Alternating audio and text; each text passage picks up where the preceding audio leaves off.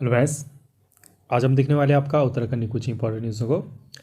तो आज हम बात करने वाले हैं यहाँ पे संविदा और जो उपनल आउटसोर्स कर्मचारी हैं, आउटसोर्स कर्मचारियों को मिले समान काम का समान वेतन।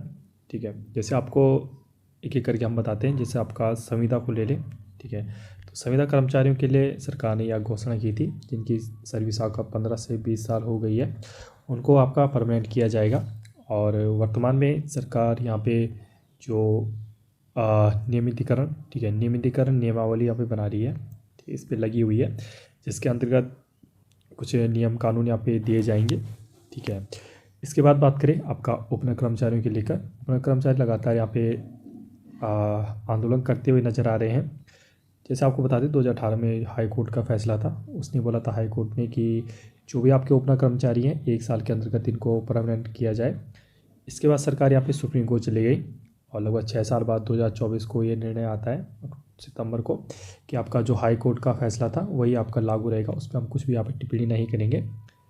इसके बाद सरकार ने फिर से यहाँ पे पुनर्विचार याचिका दायर कर दी। पुनर्विचार याचिका क्या होती है कि आपने जो निर्णय लिया है सुप्रीम कोर्ट ने, एक बार फिर से आप इसको जांच लें, फिर से यहाँ पे आपका बयान दें। इसके बाद लगभग आपका 85 पुनर्विचार याचिकाएँ अलग अलग डिपार्टमेंट से उत्तराखंड सरकार द्वारा यहाँ पे सबमिट की गई। इस बार उपनगर कर्मचारियों ने आपको बता दें 11 जो नवंबर को भी आपका यहाँ पे एक रैली निकाली थी, आक्रोश रैली देहरादून में। इसके बाद सीएम से मिलने का आश्वासन दिया था 26 तारीख को। ठीक है, लेकिन इस समय आपका सीएम भी नहीं मिले इनसे। इसके पहले इसके बाद हाई कोर्ट में जो उपनगर कर्मचारी है उन्होंने यह पिटीशन आपका दायर की कि आपकी जो अवमानना हुई है, ठीक है, अवमानना हुई है, जो आपका इन्होंने ऑर्डर दिया था उसको सरकार ने नहीं माना है, तो अवमानना इसको माना जाता है।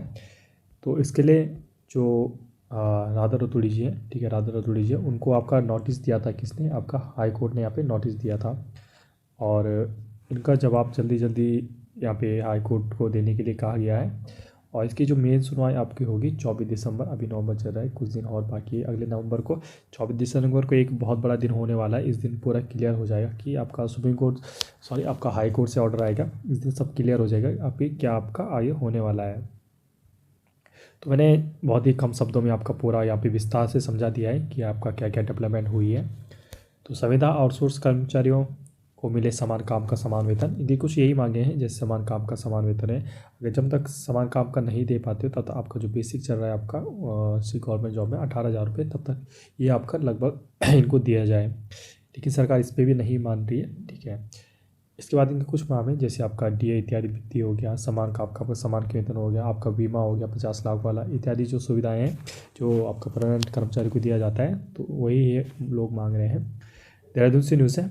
तो उत्तराखंड कर्मचारी अधिकारी राज्य निगम महासंघ ने संविदा हो गया आउटसोर्स दैनिक वेतन, आपका जो पीआरडी सुना होगा, पीआरडी के जो जवान इत्यादि रहते हैं या पीआरडी से कोई भी आपका कर्मचारी लगा हुआ है, तो उसमें भी आपका क्या होता है, दिहाड़ी दिहाड़ी बोल सकते हैं। एकदम से पर मंथ पर डे के हिसाब से जब जिस दिन काम करेंगे उसी दिन का पेमेंट मिलता है। 500 550 करीबन इनको मिलता है, जो कि बहुत कम है। देने की यहाँ पे मांग की है।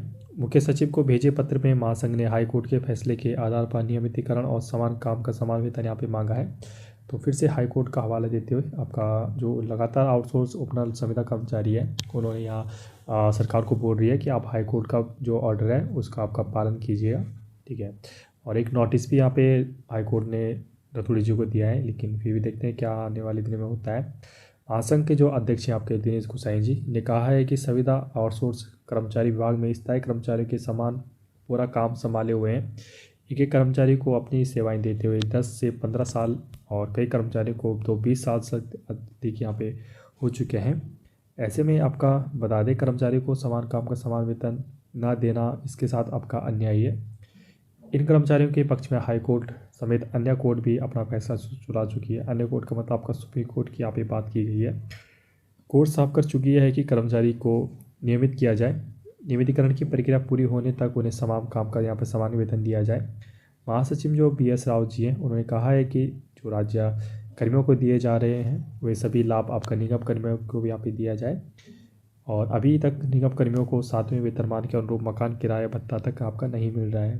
तो आप मकान भत्ता आपका क्या बता दें, आपका HRA हो गया, ठीक है, HRA हो गया, ठीक है, आपका DA हो गया, आपका बेसिक हो गया, आपका सभी आपका 6th पे कमीशन सिक्स्थ पे कमीशन के हिसाब से चल रहा है। अभी 7th लग गया है और 2026 में उम्मीद है कि आपका 8वां भी लगने वाला है, लेकिन दुर्भाग्यपूर्ण हो गया आपकी कि अभी 7th भी आपका नहीं मिल रहा है। तो देखते हैं आने वाले दिनों में क्या डेवलपमेंट यहाँ होती है। कुछ भी आपका इंपॉर्टेंट अपडेट आती है, मैं आपसे बस एक ही रिक्वेस्ट करता हूँ, हमारे चैनल को सब्सक्राइब कीजिए। ज़्यादा से ज़्यादा लोग जितने आपके ग्रुप कॉन्टैक्ट में हैं सभी से ज़्यादा आपका शेयर कीजिए, ठीक है। और बस इतना ही आपसे मांगता हूँ। ओके फ्रेंड्स, ऐसे इन सारी वीडियो के लिए हमारे से जुड़े रहिए। Okay friends, stay tuned, thank you.